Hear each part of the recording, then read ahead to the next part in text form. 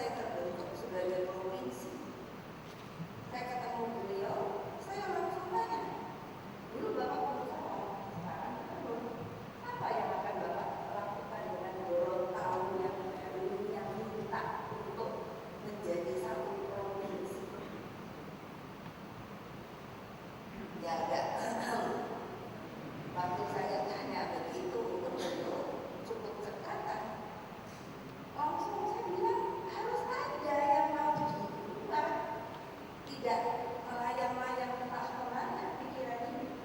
Konkret saja, apa? Oh, saya mau bikin Gorontalo sebagai provinsi jagung, silakan, oke, bagus. Karena apa? Tetapi setiap kali, setiap ketemu saya lihat, saya langsung tanya, jagungnya gimana? Gak perlu muluk-muluk lah sekarang ini. Mari kita bangkit itu dengan cara konkret. Saya kerjakan ini konsisten. Tenaga kerja yang diperlukan itu, kayak kok bilang, bukan, itu bisa bahasa Inggris tuh. Iya, tapi bahasa Inggris aja. Bahasa Arab iyalah. Kalau perlu Prancis iyalah. Bahasa apapun. Tapi bagaimana kalau kembali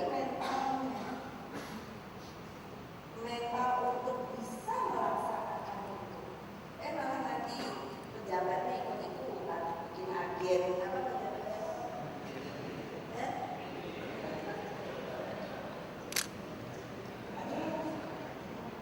Ya saya selalu untuk sekarang saya sudah bilang sama menteri-menteri saya, kita tertawakan sendiri ini pekerjaan-pekerjaan yang aneh-aneh. Ya habis bagaimana? Kalau nanti media yang mendengar mesti berantas KKN, mesti semua, mesti harus. Awal saya sendiri. Kalau di antara kita sendiri sebenarnya tidak mau melakukan yang mesti itu. Nah, ya sekarang di pidato tertulis apa konsep seperti ini. Baiklah. Kasihan juga ya sudah memberikan masukan pada saya untuk bisa nanti lupa kalau ini terlalu gelisah, betul juga. Dalam lingkup jangkauan yang kompleks seperti itulah kita berhadapan dengan soal produktivitas. Itu kan tadi dari ujung yang satu kita memulainya dari faktor pendidikan dan pelatihan. Di ujung yang lain kita tetap harus melengkapinya dengan itu tadi etos kerja dan profesi, semangat, kegigihan, kesetiaan, atau bahkan kesabaran dalam menghadapi kesulitan. Nah, ini memang saya selalu bilang bangsa Indonesia sekarang sangat manja. Aduh, kita ampun. Saya tadi pagi baru baca Ibu ini sedang berjuang sana di Meksiko untuk masalah WTO. Ada waktu mau berangkat Ibu ini kan gimana ya Bu, nanti Indonesia masih jalannya. Saya bilang, Bet, sama saya pasti tidak ada keputusan. Ya betul, saya senang juga karena itu sebetulnya bikin deg-degan saya juga. Kalau ada keputusan pembangunan dan peningkatan produktivitas nasional, dengan demikian menyangkut banyak pihak dan menyangkut banyak hal. Ia bukan sekedar soal tenaga kerja dan hal-hal yang berkaitan dengan produksi. Seperti saya kemukakan, ia adalah persoalan yang kompleks. Produktivitas adalah soal kesehatan. Produktivitas adalah soal pendidikan, pelatihan, dan pembangunan budi pekerti. Saya mulai cerewet soal budi pekerti. Boleh lihat ilustrasi. Ini urusan budi pekerti. Saya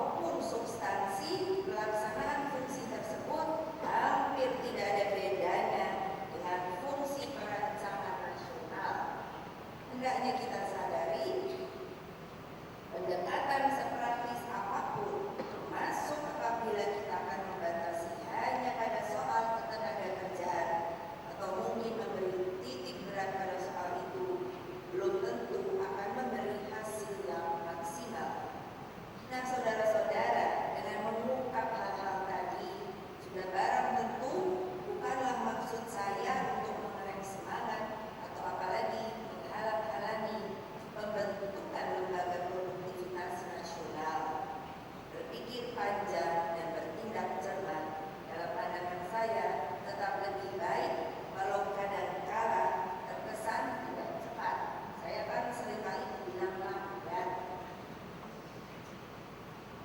Waktu permulaan kan selalu begitu, Presiden Megawati itu orangnya lambat, tidak mau cepat, memutuskan, tidak mau ngomong.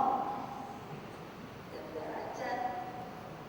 Yang penting kan ke depannya itu lebih berguna ketimbang nanti dulu cepat-cepat. Itu seperti yang saya pernah juga katakan ketika persoalan otonomi daerah. Marilah kita coba renungkan. Sekarang ini kan kita sudah mulai lumayan turun, ya mudah-mudahan terus bisa kita selesaikan persoalan-persoalan seperti itu. Sekali lagi, kita memiliki pengalaman yang banyak sekali dengan soal-soal seperti ini. Nah, saudara-saudara, demikianlah beberapa pesan saya. Mari kita pikir, mari kita hitung, dan mari kita kerjakan semua ini. Insya Allah kita mampu. Terima kasih. Wassalamualaikum warahmatullahi wabarakatuh.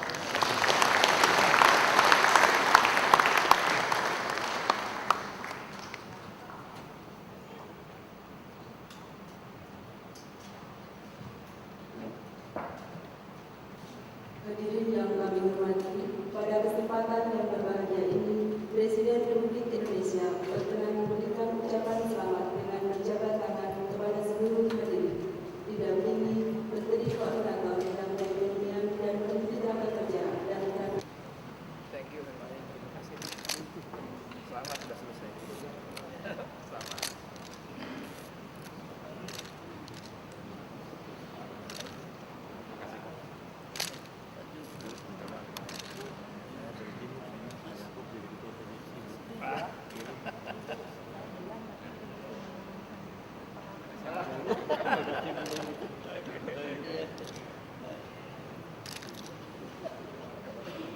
Saya baru dari Bojonegoro.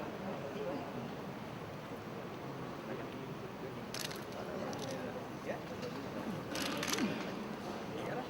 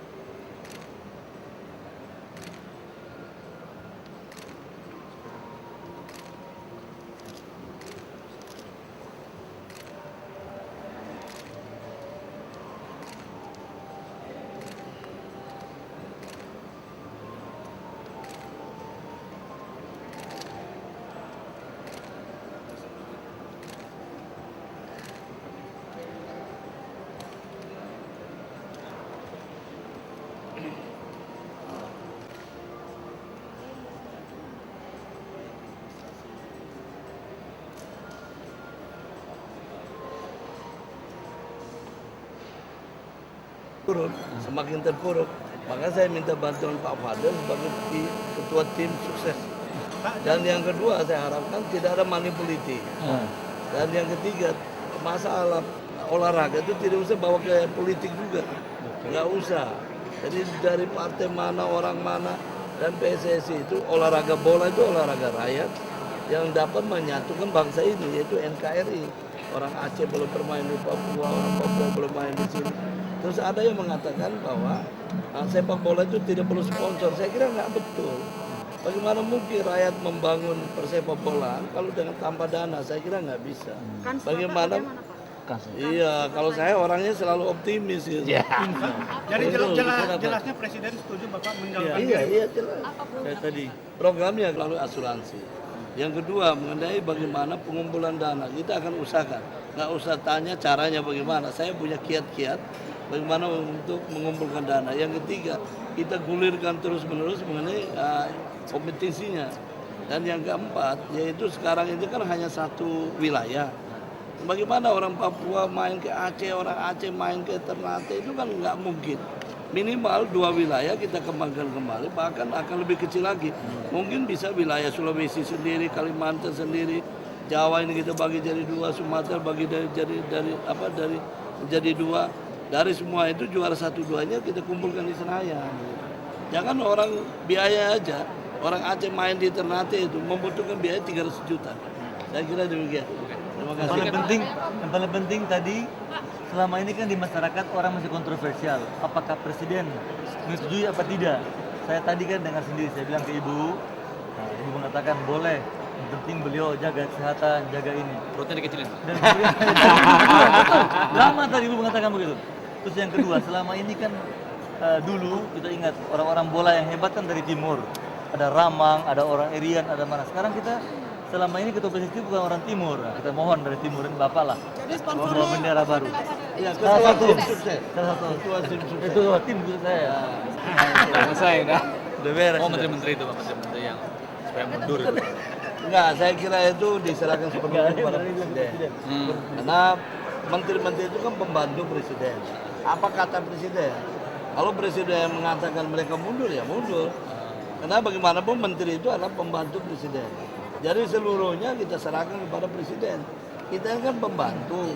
Namanya pembantu dipakai besok bagus, nggak dipakai nggak apa-apa. Mas, selama ini ada larangan nggak secara langsung secara lisan dari Presiden untuk melarang kabinetnya? Ya kalau selama ini saya belum dengar. Belum dengar ada larangan langsung dari Presiden bahwa menteri nggak boleh calon macam-macam itu nggak ada. Kalau untuk kampanye? Ya saya nggak tahu, nanti ada aturannya, nanti kita lihat kalau dia kampanye mengganggu kinerja dia sebagai menteri atau tidak. Tapi pokoknya masalah menteri itu adalah masalah Presiden. Jadi Presiden yang memutuskan boleh atau tidak. Dan kalau Presiden sudah memutuskan, menteri harus taat. Oh, kita ini pembantu Presiden. Selama ini komentar Presiden apa? Oh enggak, saya belum pernah dengar. Saya belum pernah dengar. Kok bisa yang- DPP yang bilang saya DPP tahu. harus mundur gitu Pak? DPP Ya itu aneh, urusan teman-teman DPP. DPP kan punya aturan-aturannya. Bisa saja dibicarakan DPP, saya nggak tahu. Karena saya bukan orang DPP. Saya hanya jadi kader yang baik saja. Iya. Oke, yo, tidak bekerja. Karena seperti pengalaman saya, dia atas nama Demenaker Trans, tapi kerjanya di departemen lain. Ini bahwa lucu juga. Jadi saya mengharapkan bahwa masalah teman-teman PNSI akan kita tertibkan, bukan dalam hal kita nakut-nakuti, tidak. Jadi artinya kalau mereka yang kerja di Demenaker, mereka harus ada di Demenaker Trans. Kalau dia kerja di dalam negeri, di dalam negeri. Jadi kita akan tertibkan benar bagaimana sesuai dengan fungsi tugasnya di kantor tersebut. Jadi jangan dia terima gaji nggak pernah kerja. Ini ya enggak, artinya dia harus, iya betul, dia harus memilih. Kalau dia sekarang ada di sektor lain, dia harus keluar. Nggak bisa dia rangkap dua-duanya, apalagi gajinya dua-duanya, itu nggak fair. Pak, kan ada rencana kalau ada beberapa sekian ribu dari mereka yang akan diberhentikan karena 10.000. Saya kira itu urusan Menteri PAN. Menteri PAN, kalau saya jangan asal berhenti aja lah. Bagaimana? Perpres 150 itu tidak berlaku. Tidak berlaku untuk PNS. Jadi undang-undang ketenagakerjaan itu tidak PNS tidak tunduk di bawah undang-undang berjasa kepada bangsa negara, masa nggak dikasih pesangon keterlaluan itu. Jadi kalau ada orang pegawai PNS Demenaker yang berhenti, pasti saya akan memperhatikan mereka. Saya kira demikian. Terima kasih. Kalau pencanangan produktivitas ini maksudnya Itu harus mengarah kepada produktivitas. Banyak orang mengatakan produktivitas anak bangsa ini paling rendah. Gitu. Kita bandingkan dengan Jepang, kita bandingkan dengan yang paling dekat kita. Produktivitas kita rendah. Nah ini yang terus saya sebagai menteri yang bidang masalah kerja terus mendorong agar supaya apakah akan ada sanksi misalnya ada kriteria? janganlah selalu sanksi terus. Lama-lama orang takut. Jadi begini, kita ada aturannya, ada ketentuannya bagaimana dia memenuhi produktivitas atau tidak. Sampai saat ini saya belum terlalu sepakat dengan pikiran banyak orang bahwa pekerja Indonesia itu produktivitasnya rendah. Bagaimana nggak rendah, mau pergi kerja makannya nggak ada. Dia pulang kerja juga bingung dia makan. Kesejahteraan dia masih rendah. Jadi ini kita harus dorong seimbang. Produktivitas tinggi dengan diimbangi kesejahteraan juga harus tinggi. Dicanangkan sampai kapan, Pak? Ya kita mulai sekarang kita mulai. Sampai Seterusnya. Apa yang program yang akan dilakukan? Kenapa? Program yang akan dilakukan. Ya pertama kan kita harapkan wadah ini bisa terbentuk. Tetapi kan Presiden mesti mikir-mikir dulu. Saya akan lakukan terobosan lain. Iya, misalnya wadah tetap saya bentuk, artinya di tingkat menteri saja gitu. Tadinya kita ini lintas sektoral, semua ikut duduk dengan ketuanya Presiden. Tetapi kalau memang pertimbangannya itu, memang di Indonesia penyakit juga. Paling pintar membentuk lembaga, implementasinya nggak jalan. Jadi saya juga sepakat, jadi kita akan atur sesuai dengan keputusan menteri nanti, bagaimana kita membentuk badan tersebut. Nanti badan ini bertugasnya seperti apa? Ya dia nanti kan kita kampanyekan terus seperti tadi yang Presiden katakan soal kesejahteraan mereka, soal upah, soal disiplin, soal etos kerja ini kita akan terus lakukan. Tetapi menurut saya produktivitas tidak akan mungkin meningkat kalau kesejahteraan dia tidak meningkat. Soal disiplin. Jadi yang maksud produktivitas misalnya salah satunya Pak pegawai negeri datang tepat waktu pulang tepat Oh waktu. iya jelas. Bukan pegawai negeri termasuk wartawan juga. Wartawan Jadi wartawan juga kinerja juga harus bagus. Jangan dia tidur di rumah, dia lapor dari rumah, nggak bisa begitu. Nggak boleh. Jadi semua kita. Itu akal-akalan, Pak. Iya, nanti seminggu dia tidur di rumah, dia pakai telepon aja. Dia telepon ke teman, ada berita apa di istana tadi? Iya, wawancara pakai. Ada berita apa di sana? Oh produktivitas, dia tulis, dia karang sendiri.